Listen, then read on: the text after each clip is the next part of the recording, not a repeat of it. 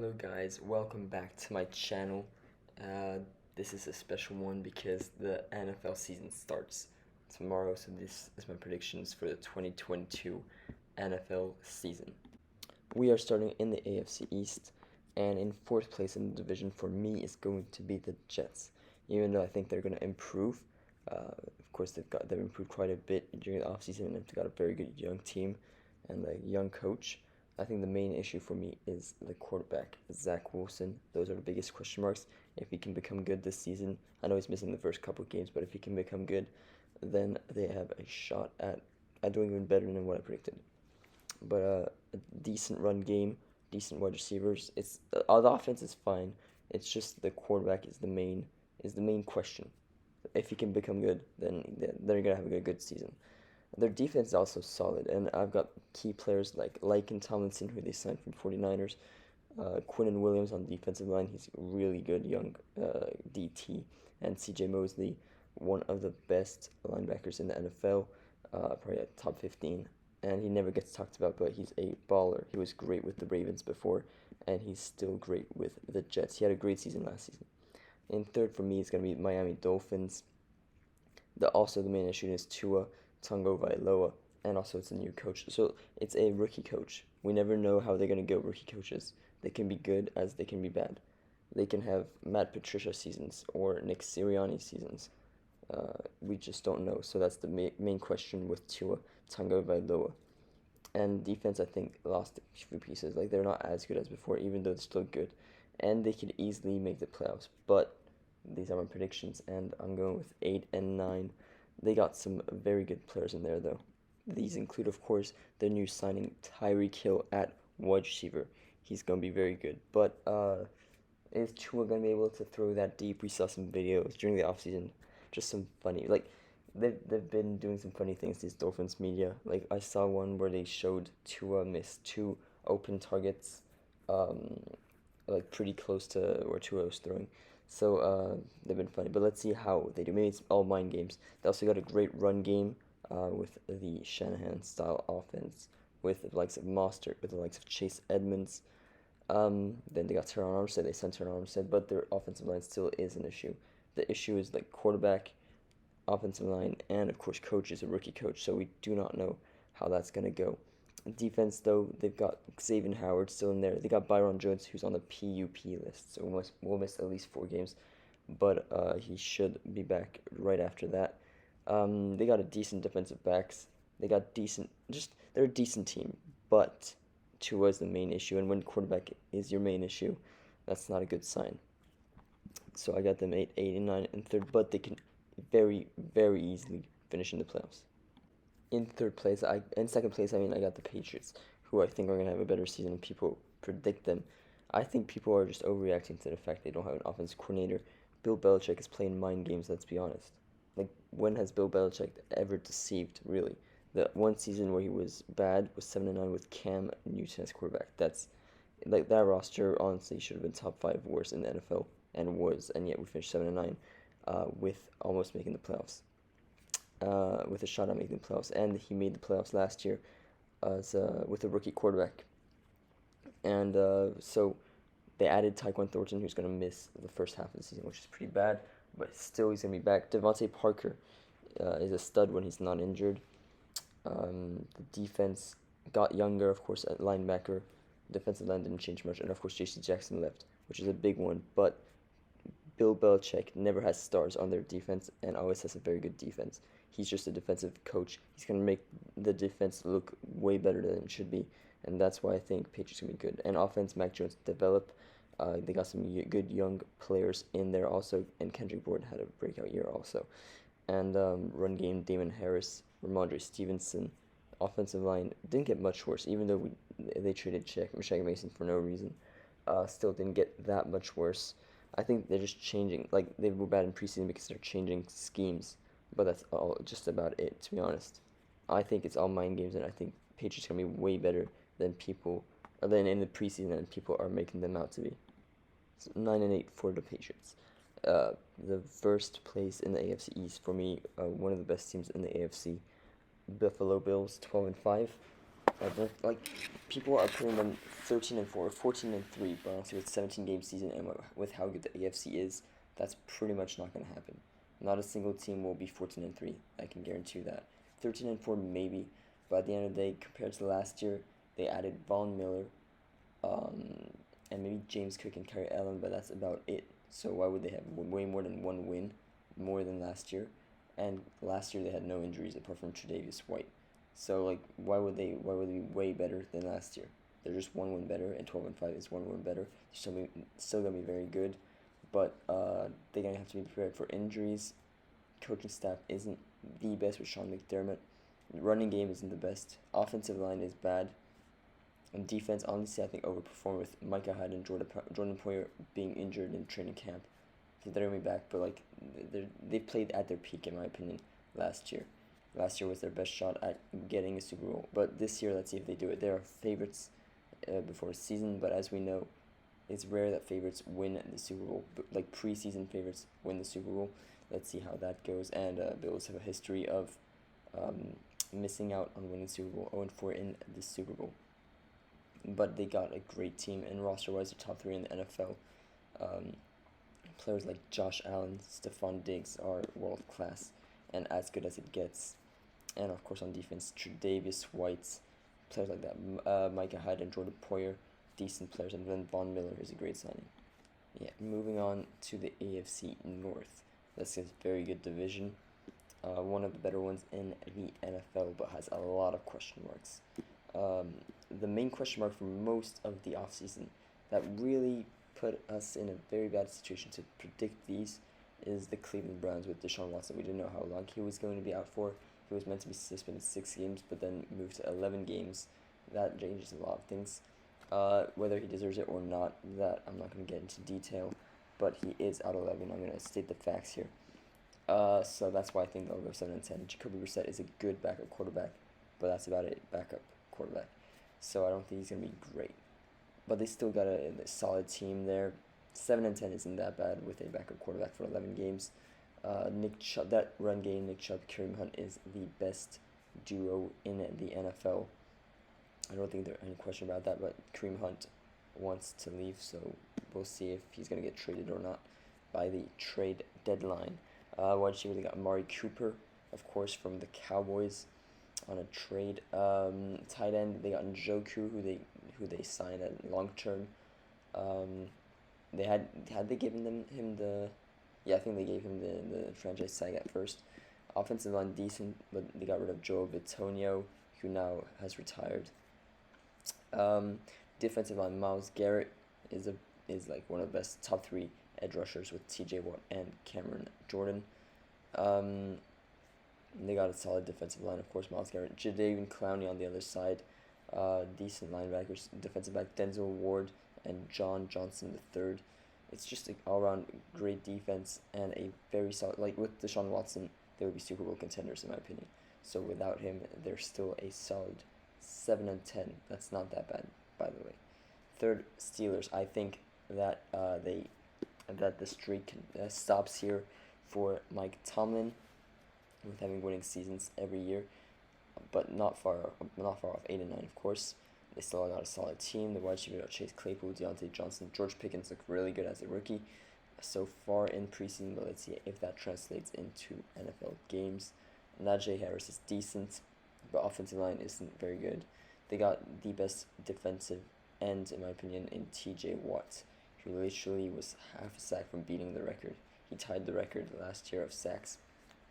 And yeah, well, he's the best. He got Defensive Player of the Year, and of course, Minka Fitzpatrick in there too. They got Brian Flores as their linebackers coach, and Mike Tomlin, one of the best coaches. So 8-9, I think is pretty fair. Second, Baltimore Ravens, 11-6.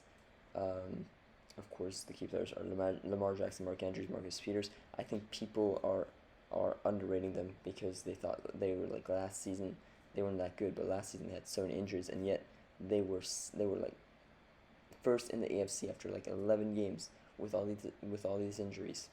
So yeah, of course they collapsed in the second half of the season, but that's because they had way too many injuries. But they had a very, very good first half of the season, and Lamar Jackson is back, and he's gonna want to win a contract, of course, because so far still doesn't have a new contract. So he'll be more motivated than ever. The running game, J.K. Dobbins is back. Gus Edwards is on the PUP list, of course, but he'll be back sooner rather than later. The only considered for me is their receiving core. They got a great coach and a great defense also. Bengals first 11-5. I mean 12-5 for me. Um, they got a great young quarterback, Joe Burrow, one of the best young quarterbacks out there. Jamar Chase, Trey Hendrickson are the other key players. I wanted to do two offensive and one defensive, or one offensive and two defensive with these key players. So at least one offense and one defense. That's why Trent Hendrickson is there. And of course, their offense is better than their defense, but their defense is still solid with Jesse Bates also in there. Their linebackers, Logan Wilson and Jermaine Pratt, are also decent. And of course, yeah, Trey Hendrickson's really good also. But their receiving trio of Tyler Boyd, Jamar Chase, and T. Higgins is probably the best in the NFL. Joe Mixon also underrated, as no one talks about him. But yeah, for me, they're gonna be the first. And if the Ravens had a better receiving core, then they would be first in my opinion. Like which one? Like a DK Metcalf. If they had DK Metcalf or Deebo Samuel, which they were linked with through trades, then they would be first in the division, in my opinion. But this is how the division is for me. It's time for the AFC South, probably the worst division in the NFL. Let's be honest. Um, in fact, they have the least wins in all my divisions combined. So fourth Texans, I don't think there's much to say about them. Just they have a really weird way of functioning with a lot of mediocre players. They're not bad, just no star players. So like the Patriots, except the Patriots they don't have Bill Belichick. That's the difference. They have Brendan Cooks, who's a good wide receiver, very good wide receiver. Probably their like, best player. Laramie Tunsil is there. Christian Kirksey. It was tough to find key players, but Brendan Cooks was pretty easy. He's their best player, in my opinion. Davis Mills is a good young quarterback, and they got Dameon Pierce is running back one. So we'll see how they do. I mean, I don't think a single person out there, not even Texans fans, are putting them in the playoffs. But who knows? And I don't think anyone had Bengals in Super Bowl last year. So yeah, let's see. Third Jaguars, 5-12. By the way, it's 3-14 for Texans, but 5-12 for Jaguars. Trevor Lawrence, Brennan Scherf, Josh Allen, key players for me. Yeah, not much to say, but to be honest, I think they could be better than the record says. But just AFC is really tough, and wins are hard to come by. So 5-12. But I think they'll improve under Doug Peterson, and they're gonna make the playoffs with Doug Peterson as coach at one point. Second, the Titans, 9-8. Derrick Henry's back, but the big one, I had put them 10-7 until the injury to Harold Landry. That makes their defensive line that much less stout, and that really is what made this team great last year when there was injuries to Derrick Henry, etc., and A.J. Brown and Julio Jones. It was their defensive line and their defense in general, but without Harold Landry, that's gonna be tough. Yeah, but Derrick Henry's back. Ryan Tannehill's mediocre at best, to be honest. They got Treylon Burks. We'll see how he does. A.J. Brown, of course, left to the Eagles. That was a weird trade, and a lot of Titans fans lost their mind there.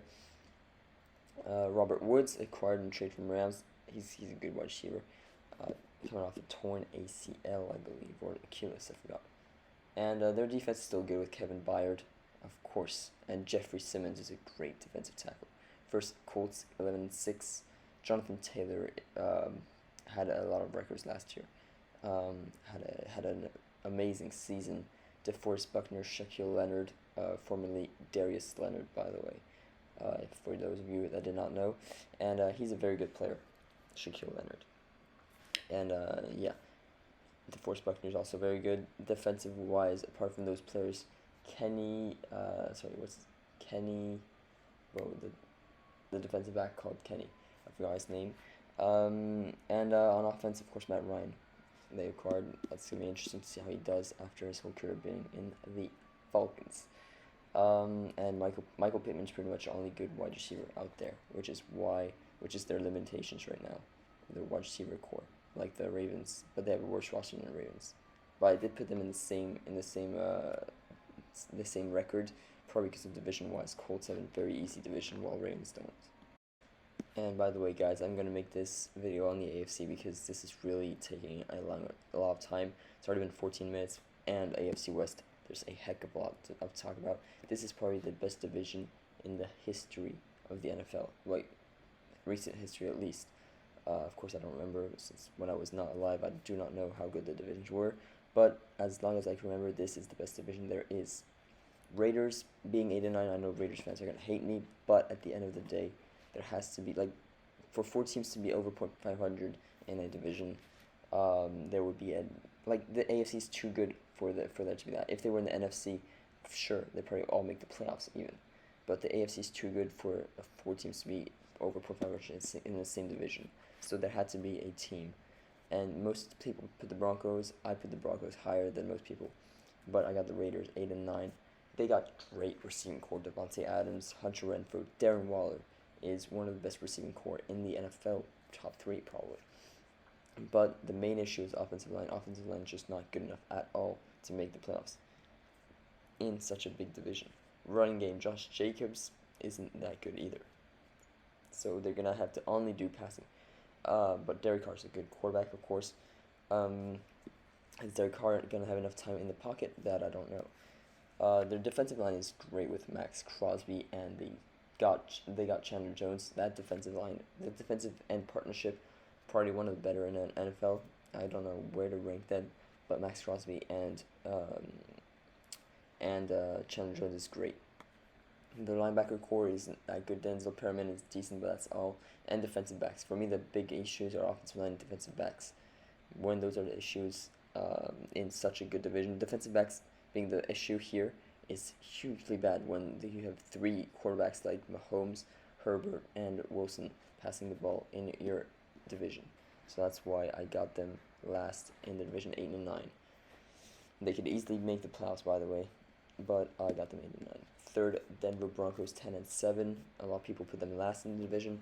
I said every time last year and years prior, they have a team basically that just needs a quarterback. A quarterback means they will be in the Super Bowl discussion for me, and that is no different now. They have Russell Wilson. Even though the division is good, I think they'll have a 10-win season with Russell Wilson, Courtland Sutton, Jerry Jeudy. Tim Patrick being injured is bad, but Courtland Sutton and Jerry Jeudy are still very good. And Albert Okwuegbunam, I forgot his name, the last name, the tight end is also solid. Running game, Melvin Gordon and Javonte Williams is one of the best. Of course, not as good as Nick Chubb and Kareem Hunt, but one of the better ones. And then their defense decent with, of course, Randy Gregory. And then Bradley Chubb, is he going to be back to full fitness? That I don't know yet. Pat Surtain is a great cornerback, great young cornerback, one better young cornerbacks in the NFL. They also got Justin Simmons at safety. It's a great team all around, and let's see if the coaching staff can live up to the hype. In second place, LA Chargers at 11-6. I do think they'll make the playoffs, like a lot of people do. Let's see if they're all hype or no talk and no walk. Let's see, because every year people are hyped with the Chargers, and every year they disappoint. Let's see if this year's different. Offseason acquisition make me think that they are different this year. Justin Herbert is one of the best young quarterbacks in the NFL. Everyone will agree with that. Austin Eckler is one of the best receiving backs in the NFL. They signed Sonny Michel, which I really like, but that's besides the point because he's not that good, though. Keenan Allen, Mike Williams is a very good wide receiver partnership. Joshua Palmer is there also. Offensive line with Rashawn Slater. Corey Linsley is decent also. Defensive line, Khalil Mack and Joey Bosa rushing the quarterback is solid. Linebackers is the main issue, basically. That's the main issue for me. And, of course, J.C. Jackson, Derwin James, and Asante Samuel Jr. That's a great defensive back. That's as great as there is in the NFL. They also got Bryce Callahan in the slot. That's a great defensive back. And in this division, it's going to matter a lot. And for the first place, Kansas City Chiefs, until they prove me that they are not to be first, they've made the AFC Championship 4 times in a row with Mahomes as starter. So until they prove me that they shouldn't be in that discussion, well, then I'll put them every single time, and I'll put them first in the division, and I don't care. Mahomes will adapt to life without Tyreek Hill. it's going to be a very different offense, but that does not mean it's going to be less effective. It does not. They just need 10 yards every. Like, they had a good a player to have explosive plays, but at the end of the day, they don't need explosive plays. They just need 10 yards on 3 downs. That's all they need. Mahomes can easily get that with Marcus Valdes-Scantling, Juju Smith-Schuster in the slot. And Travis Kelce is one of the best tight ends, of course, and he's going to get a monster season. Running game, Clyde Edwards-Helaire, he's not that good, but Mahomes, for me, is the best quarterback in the NFL. The plays he makes are monstrous. Orlando Brown as offensive lineman, they got a decent offensive line. Defense improved a little bit. They got a good linebacker, young linebacker, who was a rookie last year, but I forgot his name. But of course, Chris Jones is the main one on defense. Losing Tyrann Mathieu is not going to help, but still a very good. It's going to be a better defense and a very good team altogether with a great coaching staff. Once you have a great coaching staff and a great quarterback, you'll be in the Super Bowl discussion every single year. But yeah, that will wrap up my AFC talk. It's been a long video and I could have said so much more.